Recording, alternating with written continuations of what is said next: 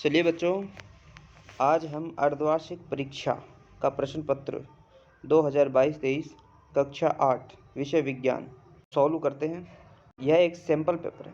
यह एक अर्धवार्षिक परीक्षा का सैंपल पेपर है। तो चलिए हम प्रश्नों को हल करते हैं। पहला प्रश्न है हमारा, रिक्त स्थानों की पूर्ति कीजिए।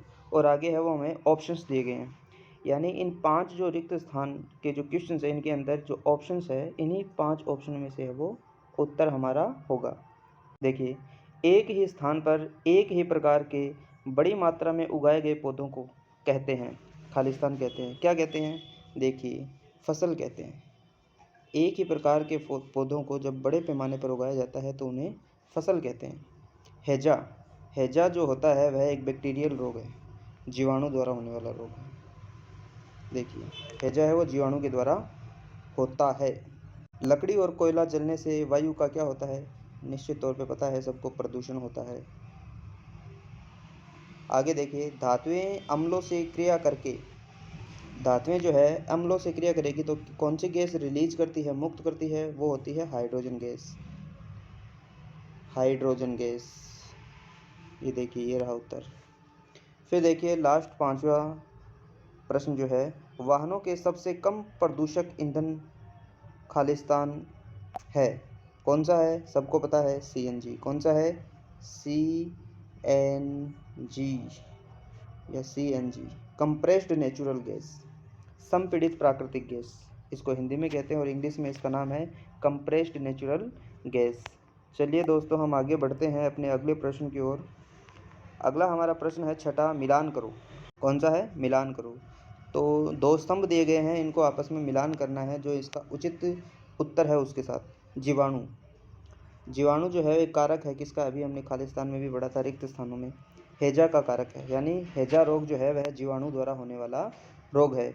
राइजोबियम नामक एक बैक्टीरिया है, ये भी एक जीवाणु है, मिट्टी में पाया जाता है। क्या करता है? नाइट्रोजन का स्थिरीकरण करता है।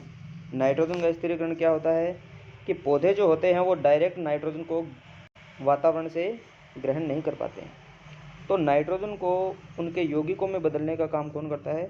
जीवाणु। और नाइट्रोजन को जब उनके यौगिकों में बदल दिया जाता है तो वो मिट्टी में मिल जाते हैं, और मिट्टी से है वो जड़ों द्वारा ऑब्जर्व कर लेते हैं इसको प्लांट, और इस प्रकार नाइट्रोजन की आपूर्ति पौधों में है वो होती है। आगे देखिए, लैक्टोबैसिलस, ये भी एक जीवाणु है, बैक्टीरिया है। ये क्या काम करता है? यह दूध को दही में बदलता है। दूध को दही में बदलने का काम कौन से बैक्टीरिया का है? Lactobacillus bacteria. आगे देखिए, प्रोटोजोआ। देखिए, मलेरिया जो रोग है वो प्रोटोजोआ से होता है। मलेरिया जो रोग है वह प्रोटोजोआ से होता है। प्रोटोजोआ का जो वाहक होता है वह होता है मच्छर। मच्छर इसका वाहक होता है, यानी मच्छर से यह रोग है वो मनुष्यों में फैलता है। मच्छर के बॉडी के अंदर स्पोरोजोइट्स होते हैं।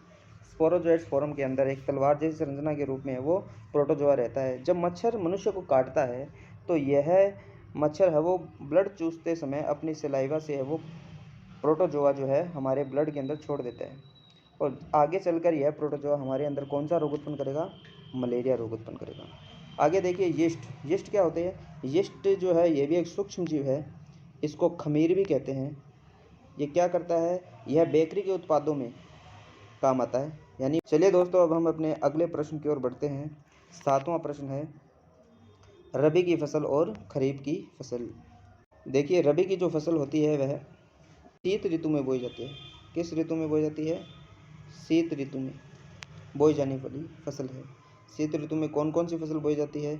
जैसे मटर है, गेहूं है, सरसों है। ये जो है रबी की फसल है।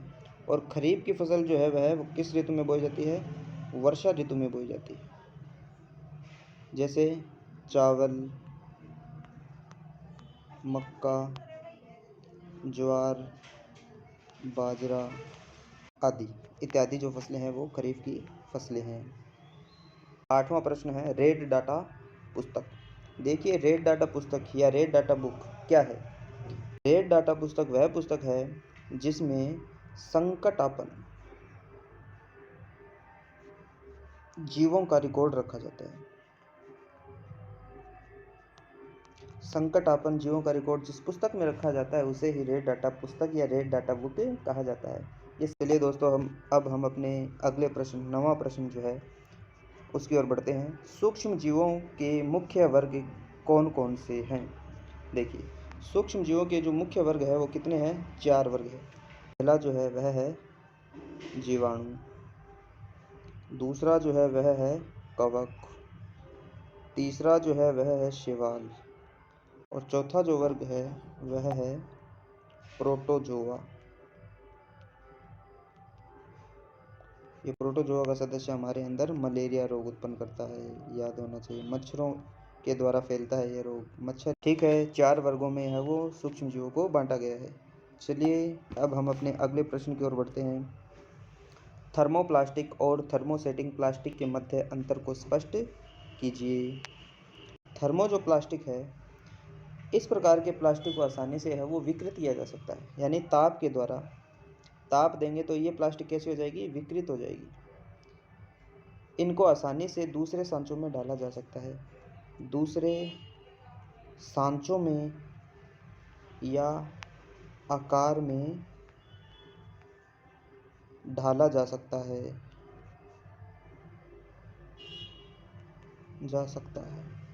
और थर्मोसेटिंग प्लास्टिक जो है, इनको है वो ताप द्वारा विकृत नहीं किया जा सकता और इन्हें दूसरे सांचों में भी डाला नहीं जा सकता।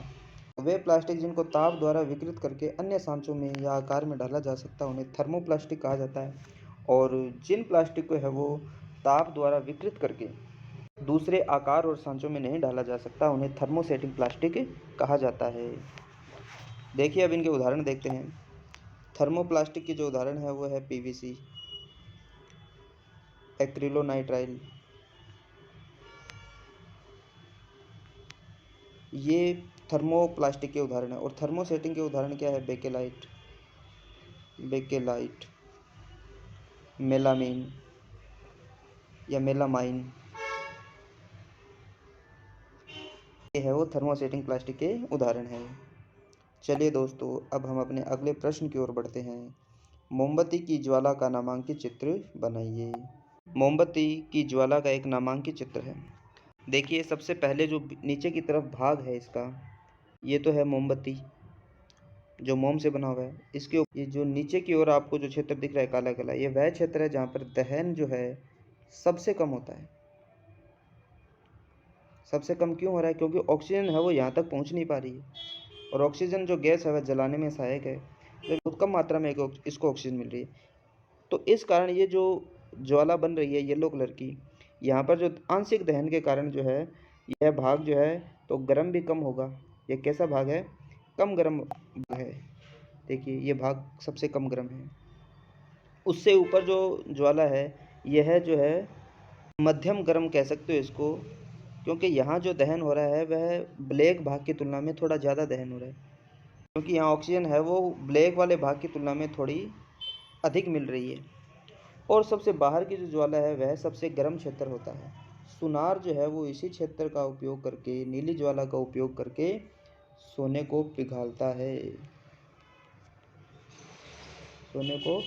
है या उसके रूप में परिवर्तन करता है, क्योंकि यह भाग सबसे कम होता है और इस कारण से धातु को आसानी से है वो मेल्ट कर देता है, गला देता है, और सबसे गर्म भाग होता है। क्यों? क्योंकि सबसे बाहर की ओर है तो ऑक्सीजन भी सबसे ज़्यादा मिलेगी, इसलिए दहन भी सबसे ज़्यादा हो रहा है।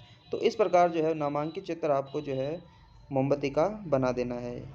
चलिए दोस्तों अब हम अपने अगले प्रश्न की ओर बढ़ते हैं। प्रश्न नंबर 12, जंतु कोशिका का नामांकित चित्र बनाइए। एक वीडियो हमने पहले भी बना रखा है, जंतु कोशिका एवं पादप कोशिका में अंतर। वहाँ आप जंतु कोशिका का चित्र देख सकते हैं, उसमें है वो कोशिकांगों का भी नामांकन किया गया है, तो इसी में है वो आपको मिल जाएगा। जंतु कोशिका और पादप कोशिका में अंतर, वहाँ पर आपको इस प्रश्न का उत्तर मिल जाएगा। आपको पता, चलिए थोड़ा जान लेते हैं। जंतु कोशिका में केंद्रक जो होता है वह क्या होता है? बीच में होता है। पादप कोशिका में साइड में होता है। जंतु कोशिका में है वो तारक काय पाया जाता है, जबकि पादप कोशिका में तारक काय नहीं पाया जाता। लवक जो है पादप कोशिका में पाया जाता है, जंतु कोशिका में नहीं पाया जाता। इस प्रकार काफ़ी सारे कोशिकांग है, ये पूरा वीडियो बनाया हुआ है, वो देख लें आपको पता चल जाएगा। फिर आगे देखिए मानव कोशिका का नामांकित चित्र में। देखिए ये मानव कोशिका नहीं है, मानव कोशिका और जंतु कोशिका एक जैसी ही होती है, पादप कोशिका है। पादप कोशिका का नामांकित चित्र नहीं।